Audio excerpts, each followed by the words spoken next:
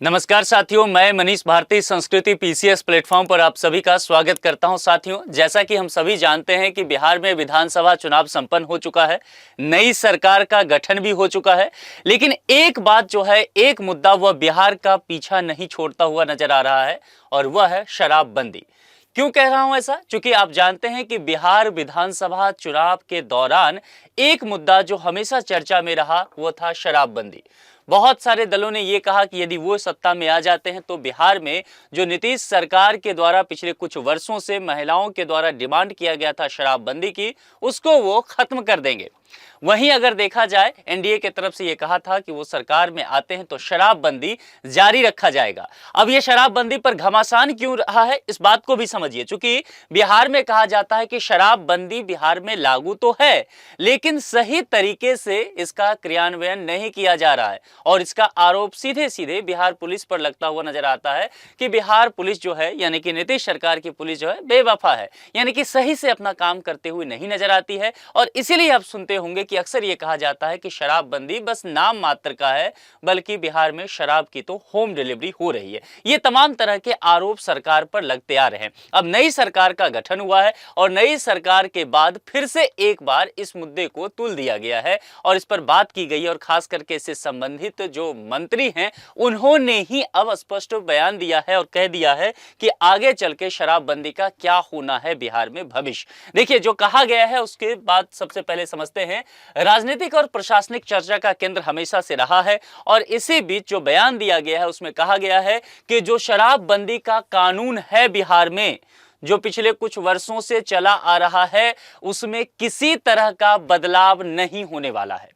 तो बहुत सारे लोग जो ये सोच करके चल रहे थे कि नई सरकार आते ही ये संभव है कि शराबबंदी कानून को बिहार सरकार एक बार जो है पुनर्निरीक्षण करे, उसको खत्म कर दे, वो नहीं होने जा रहा है। और नीतीश सरकार ने यह जानकारी दी है कि यह नीति आगे भी जारी रहेगी, पूरी सख्ती के साथ और मजबूती के साथ आगे इसे जारी किया जाएगा। जो मिनिस्टर है विजेंद्र प्रसाद यादव, उन्होंने इन सब चीजों को लेकर के जानकारी दिया है। सबसे महत्वपूर्ण बात क्यों है, बिहार में शराबबंदी को सीधे तौर पर दो मुद्दों से जोड़ करके देखा जाता है।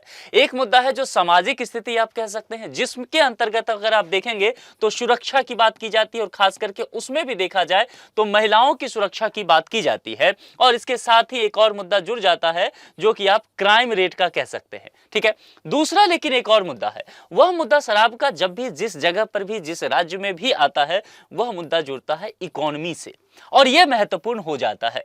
सुरक्षा और महिला सुरक्षा और क्राइम की बात करेंगे तो निश्चित तौर पर महिला सुरक्षा के पैमाने में वृद्धि देखने को मिला है और वहीं पर भी बिहार में ओवरऑल क्राइम में भी गिरावट देखने को मिला है।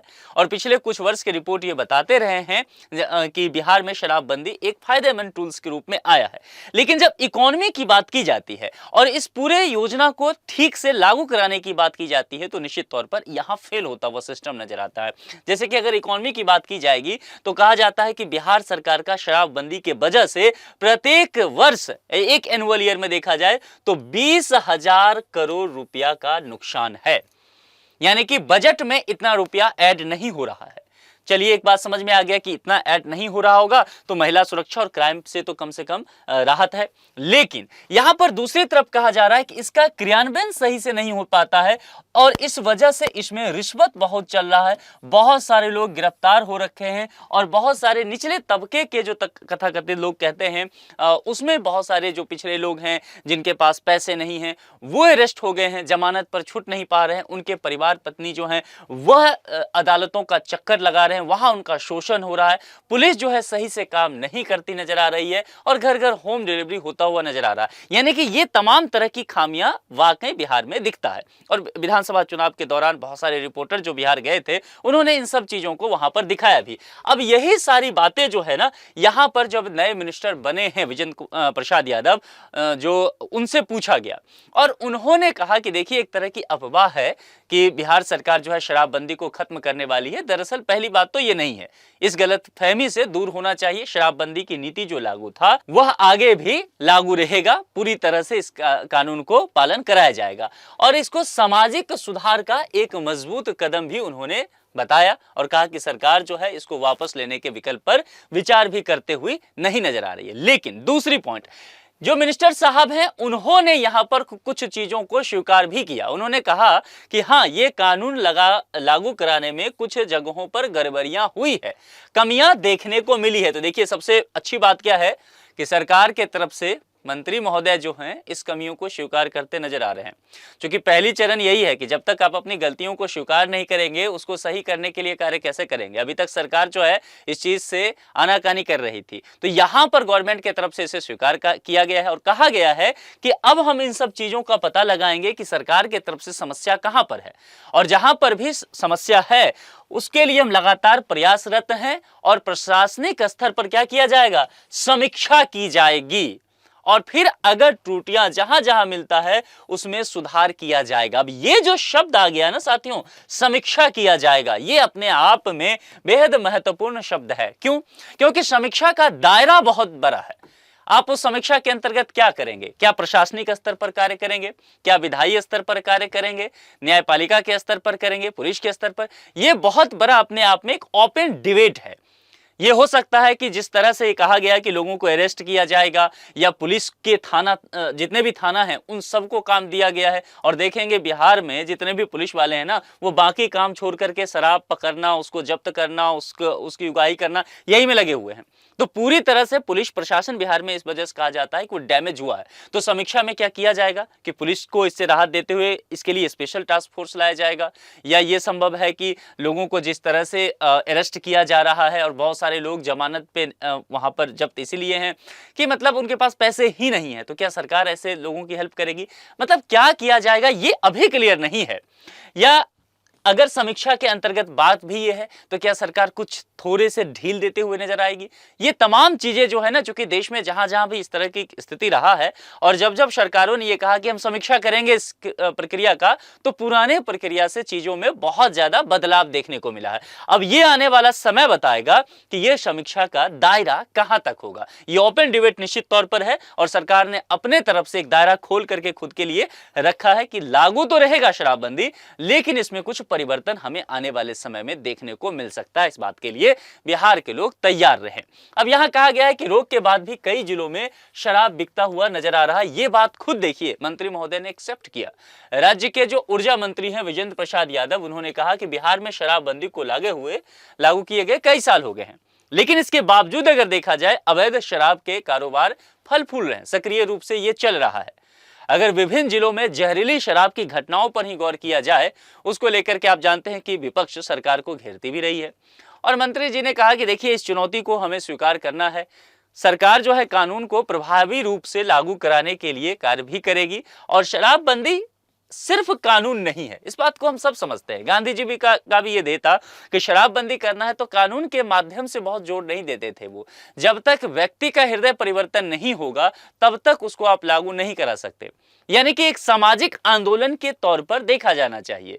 लेकिन चूंकि बिहार में स्थिति इतनी दयनीय हो गया था, महिलाओं की सुरक्षा से मुद्दा सीधे जाकर के जुड़ गया था और खास करके डोमेस्टिक वायलेंस का केस बढ़ने लग गया था, तो इस वजह से सरकार के पास ये गुहार गया महिलाओं का कि जितनी जल्द हो शराबबंदी कर दीजिए ताकि पुरुष शराब ना पी पाए, ये बात था। तो कुल मिलाकर के अगर देखा जाए ना, तो इसे एक सामाजिक आंदोलन के तौर तरीके से ही देखा जाता है, और इसमें सिर्फ सरकार के द्वारा लागू कर देने से काम नहीं होगा, इसके लिए जनता की भी भागीदारी चाहिए।